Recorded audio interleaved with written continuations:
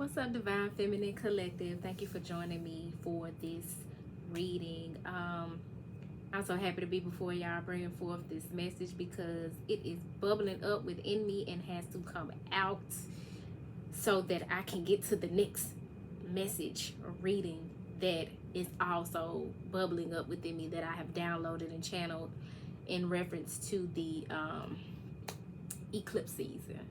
So I'm about to empty the clip so that I can reload and empty that clip. I don't know if it'll be today, but definitely expect to see me on y'all line with some intuitive channeled messages about these cosmic energies. So I've already done a reading for the Divine Masculine Collective. If you have not checked that one out, go check that out. It's the last reading video that I posted.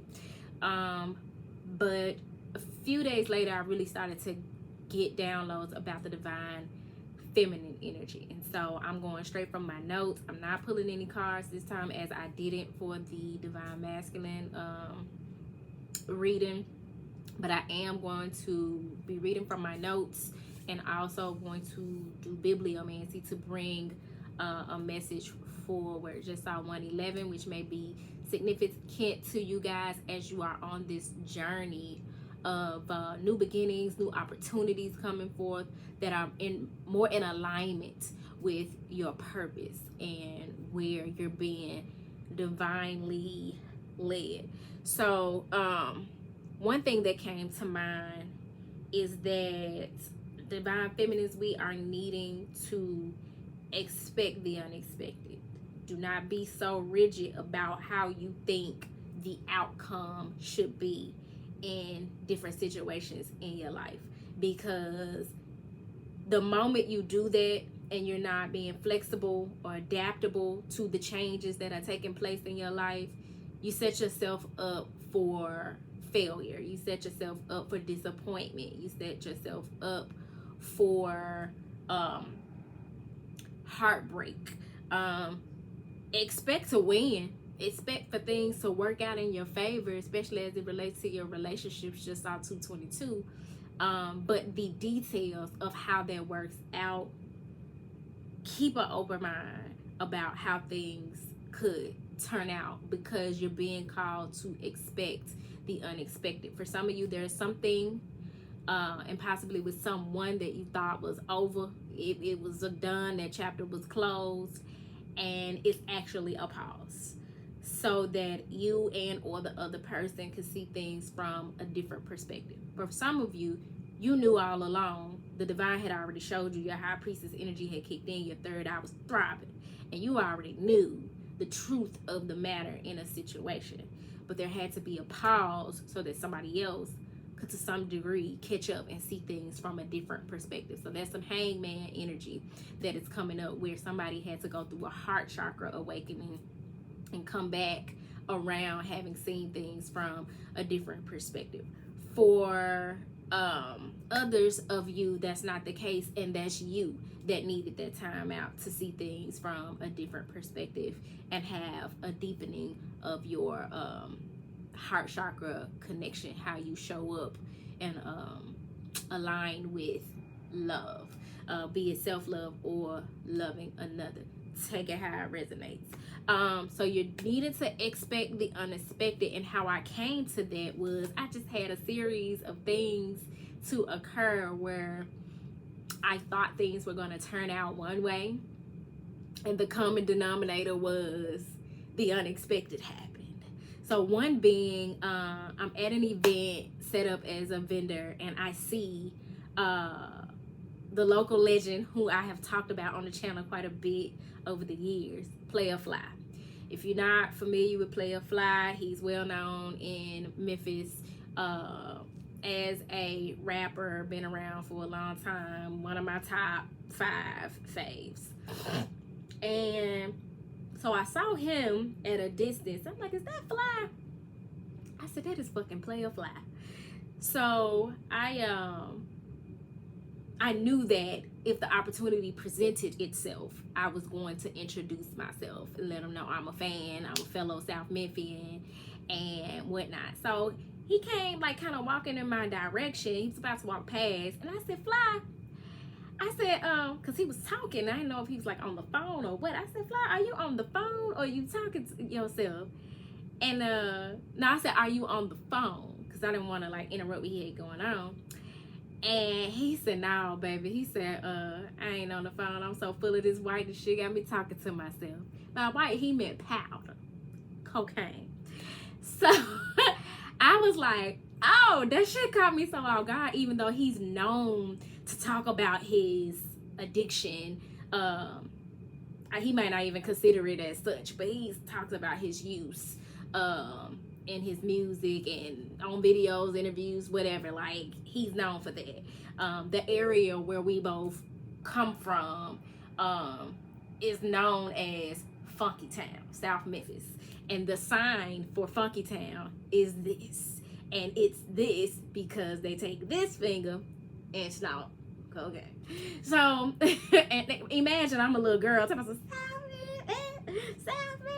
and all along the story behind that is drug use. But that's the culture that I come from, born and bred. And so we both laughed and I let him go on about his business. And so that caught me off guard, and I was like, I did not expect that response, but I appreciate the authenticity, and I really expect nothing less from Fly because he's always presented that, right? And then there was an incident where code enforcement put a note on my door. This one guy that they just hired is a thorn in my ass, or at least he tries to be. And whenever they hired him a few months ago, he's been on a rampage, and every time I look up, it's like a note on my door. So this is the third one. First time it was to take the numbers off the mailbox and put them on the house. So I had that taken care of, but he had to put another notice on there for me to go ahead and get it done because they were threatening to take my ass to court for it. I'm like, petty ass nigga, right? So I put the numbers on the house, and then a week ago, I come home, there's this red note on my door, and now he's talking about, what was it? Your weeds too high, cut your grass. And he gave me a certain date to take care of this. I'm like, oh, I got enough shit on my plate. I really don't have time for this, but one day this week I'm gonna get out here and I'm gonna take care of it. So I go out there one day with the weed eater, because I was like, ain't nothing wrong with the grass, it's just these fucking weeds that are high. The grass had actually had been cut not long before that, and it wasn't high. So I was like, I'm just gonna take the weed eater and knock some of these weeds down, and hopefully he'll leave me alone. So I don't know if my neighbor, sweetheart, seen me out there or what, but I had gave up after a while and came in the house and took a nap. Y'all, why I wake up from my nap and hear that baby out there cutting my grass?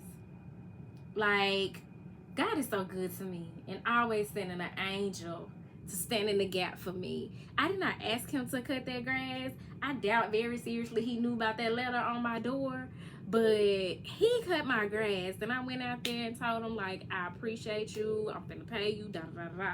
He was not stressing about no money. But anyway, that was so unexpected.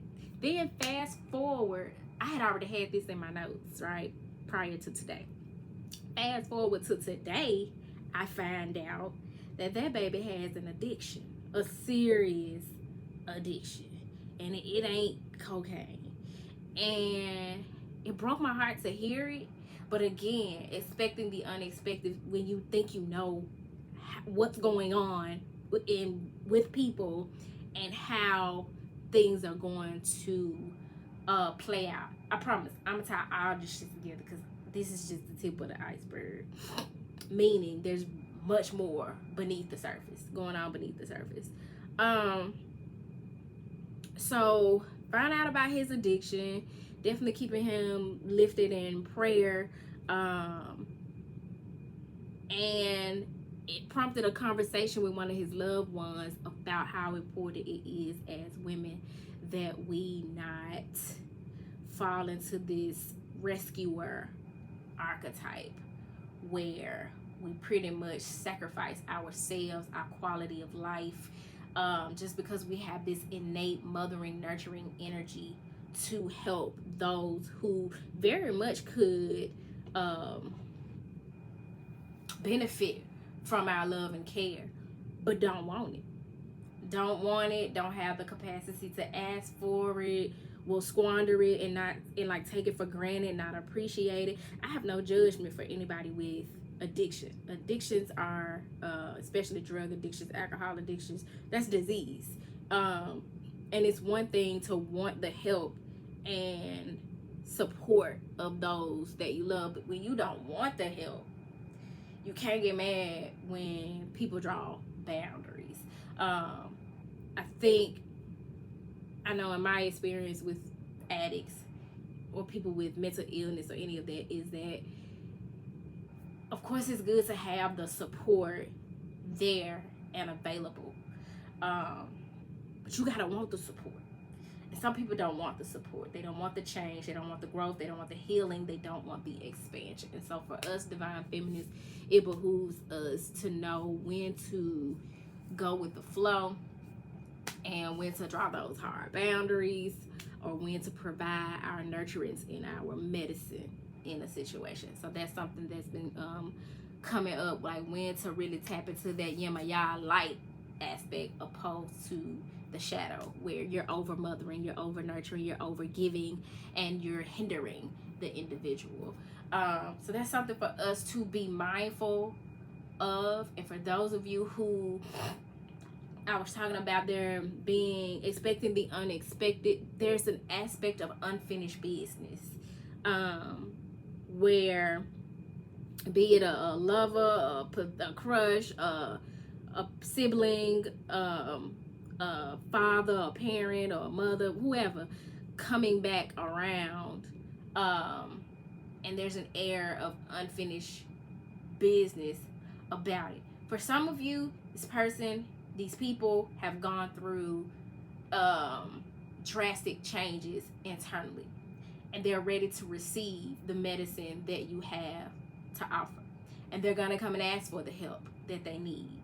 For some of you, they're gonna come back still wearing a mask, and so you're needing to use your discernment and your intuition to be able to gauge which of the narratives that it is, and to protect yourself and or make yourself available according to your boundaries or how you feel divinely led. Make sure that when you're led to show up and hold space for an individual, that it is because you're divinely led, and it's not your trauma, it's not your people pleasing ways. You know what I'm saying? You still want to protect your energy and stay centered and grounded, even if you want to hold space for somebody who's coming back around with a bit of chaos in some way.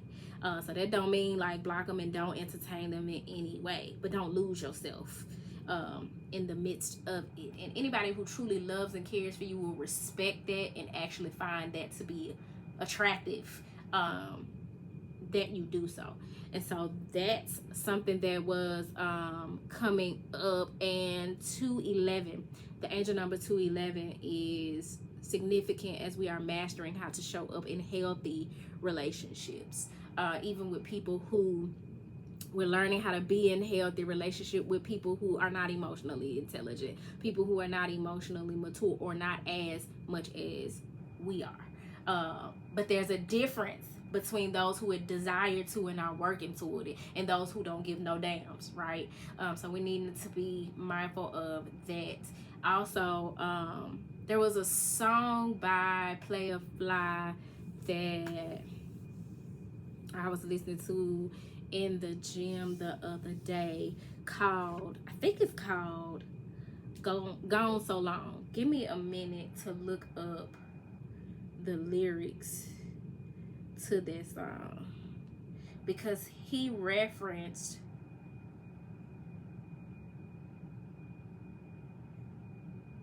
rage in a way that stood out for me as a message for the divine feminine collective.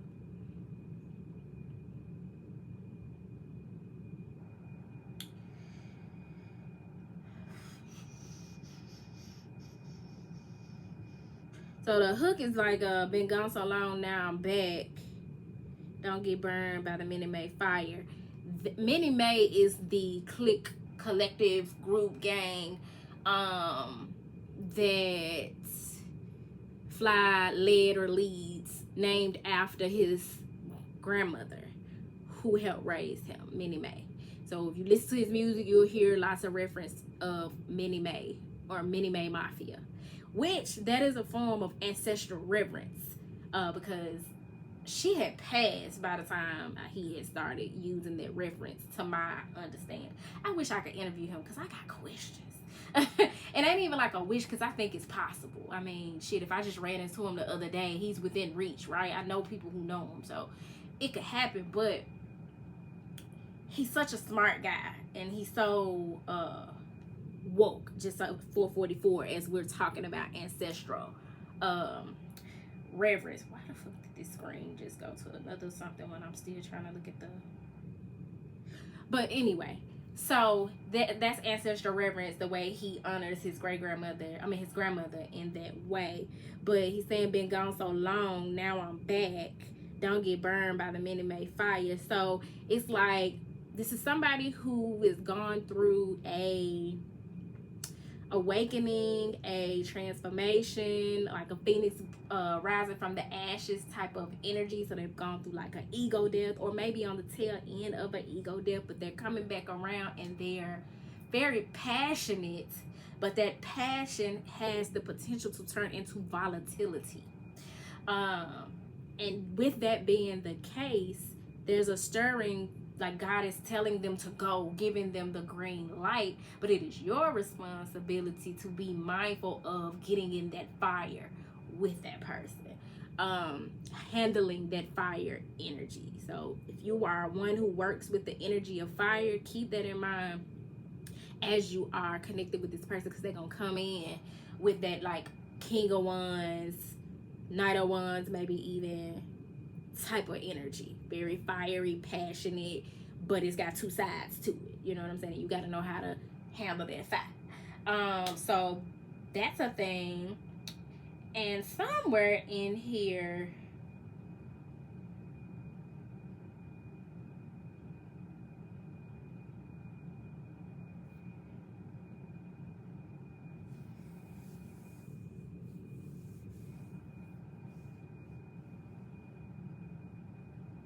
he talks about rage. I wish I had looked this again. That phoenix rising from the ashes energy. He says, so many ones tried to hold me back, still I touched my God like I was Meshach, walked through fire like I was Shadrach. That's talking about the story of Shadrach, Meshach, and Abednego in the Bible, which I'm not completely well versed in, but this reference of walking through fire, that's the phoenix rising from the ashes. Like, this person is having an awakening and a comeback. Okay, here you go. Says, out of control and cannot behave. How in the hell you expect me to act when all the time I was trapped in a cage? Turn the page, release the rage, back in the studio and on the stage. Somebody coming out of seclusion, hermit mode, hiding. And it's not just in whatever situation they got with you. It's in life, where they have been holding back how they feel, where they have been holding back on sharing their gifts and talents and being center stage. Like, this is somebody who has been muffling their creativity and their expression and their thoughts and ideas. Is somebody who may have an idea but has struggled with bringing it to fruition because they gave a fuck about what other people thought, or like couldn't commit. This is somebody who had commitment issues because of their abandonment wounds and past traumas, and they're now seeing where that showed up, not just in love but in different areas of their life. And because all of this emotion and this fire and this creativity and this passion and this personality and ultimately purpose was showing up, was in them but suppressed, now it's like something has been unlocked and they're expressing it and having to learn how to express it freely, but also with like freely, like an innocent child, but also maturely with intelligence, emotional intelligence. So like from a balanced place where the two are balanced, right? But that's something that has to be learned through experience. So I noticed the feminine reading, we talking a lot possibly about the masculine, but this is just serving as preparation for the feminine collective of what's to come if this energy resonates with you. So it's still about y'all. So that's that. And then, so right now we got like what common themes of addiction. We got themes of resurrection. We got themes of truths coming to light and expecting the unexpected, twist turns, plot twists in a story. Another song that stood out to me today was Crowning Me by Playa Fly. And the hook goes, you ought to be crowning me. Suckers think they downing me. Hold on. I know it when it's playing, but I don't know it off the top of my head. There's something being released though, and I don't know the spiritual significance of the nose, but I woke up with drainage, and I cannot for the life of me pinpoint the source of the drainage in the physical. So all I'm left with is just something spiritually significant about what's being released, and it's by way of the nasal passage. So Playa Fly's crowning me.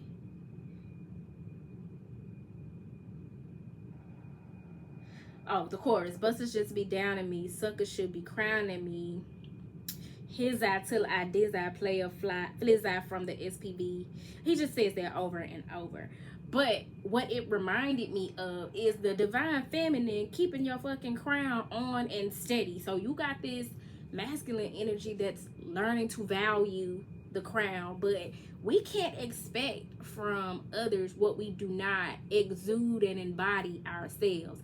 You can try that performative goddess shit all day long, but at the end of the day, people can see through that shit. So you fool some of the people some of the time, but you can't fool all of the people all of the time. And the way that you embody that goddess energy, that grown ass woman, find you somebody to play with energy, is to stand on business, to create those boundaries and stick to them, to learn how to show up in a loving way without letting people play on your top. And that's a matter of getting in a healthy rescuer archetype, like not over giving and over mothering and over nurturing, especially where it's not being reciprocated or appreciated in some way. Things need to be aligned, and everybody ultimately is responsible for themselves, and we are to choose to support one another in our endeavors. And so you want to be mindful of that. So always remember your crown. Don't neglect your crown. Don't put your crown down. Don't let it sit out to the side at risk of falling off because you're trying to run to somebody's rescue. Your royalty is of the utmost importance, because for one thing, the main thing that keeps you exuding that royal energy is that you got shit to do. You have a purpose.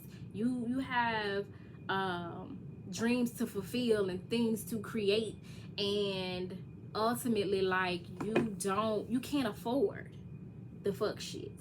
You know, it don't mean that sometimes you won't find yourself in the midst of it, but you want to make sure that you don't sacrifice yourself and stay balanced. So it sounds like somebody is meant to entertain another, but unlike maybe times before, or even more than before, keep yourself centered and grounded and keep your crown on. And require that other people know your worth and crown you. But you got to know your worth first. Before you start requiring that other people hold you in high regard and in reverence. And also require that other people hold themselves in high regard and in reverence, or get the fuck away from you. Require the best of people. Don't let people perform negative self-talk on themselves around you. Don't let people shit on their dreams and not live up to their highest potential or make the efforts to around you. And that is the thing that's going to weed a lot of people out, because as much as they talk about how they want to walk in greatness, a lot of people do not want to do the work to uncover the greatness within themselves. That like they're already great, they just gotta switch up some habits, behaviors, and some mental patterns. Like some people just don't want to commit to it. I've had somebody to completely tell me that, and I respected that. And so be mindful that that's a thing as well, and you can't make them. So back to these notes, because I really want to wrap this up. Somebody, this person who's resurrecting from the fire is thinking, if I knew then what I know now. Like now that they have their awakening, they are to some degree crying over spilled milk, but being led to accept that they didn't know what they didn't know when they didn't know it. So they're thinking, damn, if I knew then what I know now.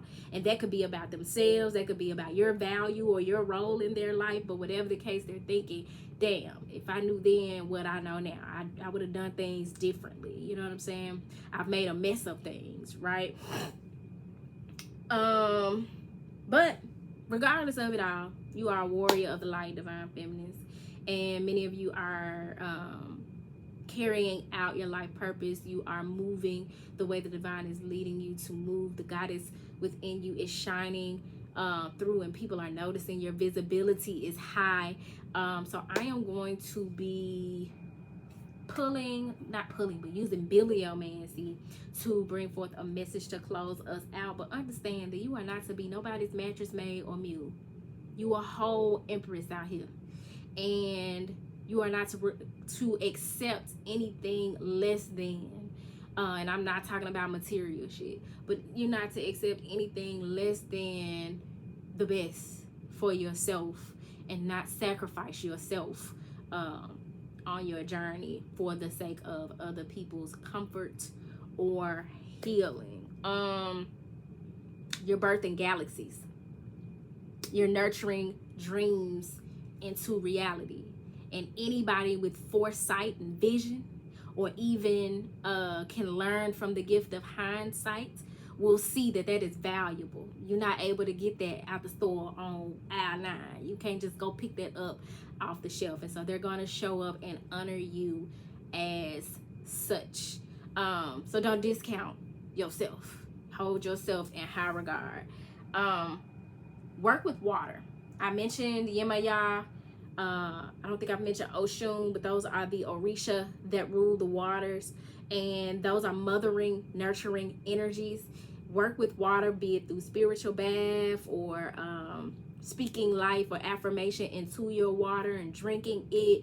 There's a myriad of ways that you can work with water to help you not tame but balance that mothering energy within yourself, that rescuer energy that may be at risk of going too far into the shadows when whatever this unexpected something surfaces back, or this plot twist occurs. Be mindful of that.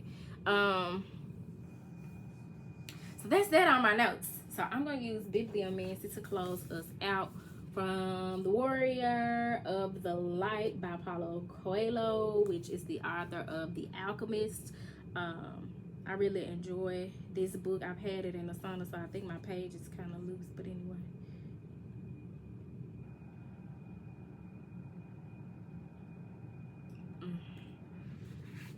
Something about this throat chakra. So I'm going to read the message from both pages. It says, a warrior of the light who trusts too much in his intelligence will end up underestimating the power of his opponent. It is important not to forget that sometimes strength is more effective than strategy. A bullfight is over quickly because the bull quickly learns that it is being tricked, and its next step is to charge the bullfighter. When that happens, no amount of brilliance, argument, intelligence, or charm can avert tragedy. That is why the warrior never underestimates brute force. When it proves too violent, he withdraws from the battlefield until his enemy has exhausted himself. We just talked about that fiery potential for shit to get hot and get volatile. Not to say this person gonna hit you or whatever, but just be mindful of the state that this individual may be in and how you need to govern yourself. And this may be speaking to the way the energy was prior to the pause that we talked about. But whatever the case, don't ever underestimate the power of your opponent, so to speak, your counterpart or whoever. Like, make sure that you let people wear their stuff out if they want to be on bullshit. Don't participate. Protect yourself and keep your crown on and your light shining. Stay focused on what you need to focus on, right? The other message is the warrior of the light knows when the enemy is stronger. If he decides to confront him, he will be destroyed instantly. If he responds to his provocations, he will fall into a trap. So he uses diplomacy to resolve the difficult situation in which he finds himself. When the enemy behaves childishly, he does the same. When he challenges him to a fight, he pretends not to understand. His friends say he's a coward, but the warrior pays no attention because he knows that all the rage, there go that rage coming up. I'm telling you, somebody has suppressed the way they feel for so long that the way that shit coming up now, everybody better clear the goddamn room. But he knows that all the rage and courage of a little bird are as nothing to a cat. Listen, she don't want no puppy, she want a big dog.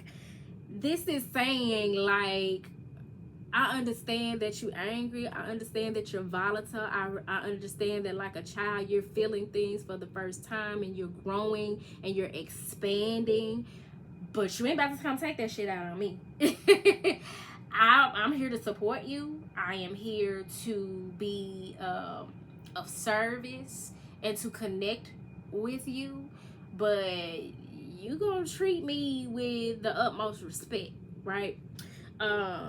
Because while you barking like a big dog, I see a little bird. I see, you know, your gentle side. I see to the heart of you. I see your inner child, and I ain't scared. It says, in such situations, the warrior remains patient. The enemy will soon go off in search of others to provoke. If people come around you and they're not committed to the kind of change that is being called forth from them, trust, they're gonna get tired of you not entertaining their foolishness, and they're gonna find somebody else to go play with. They're either gonna step up to the plate, they're gonna step up like a warrior and be a warrior of light, therefore aligned with you, or they're gonna go find somebody they can play in the dark with. So, Divine Feminists, I hope this message found you well. If it did not find you well, I hope that it leaves you well. If you have questions or are in need of a private reading, feel free to email me at turquoisemajesty@gmail.com. I'm going to circle back real soon so that I can bring forth the eclipse season reading, which we have some eclipses coming up in the month of September. So y'all stay tuned for that. If this message resonated in any way, leave your comments down below. Don't forget to like and subscribe and all that good shit. But until next time, y'all, peace.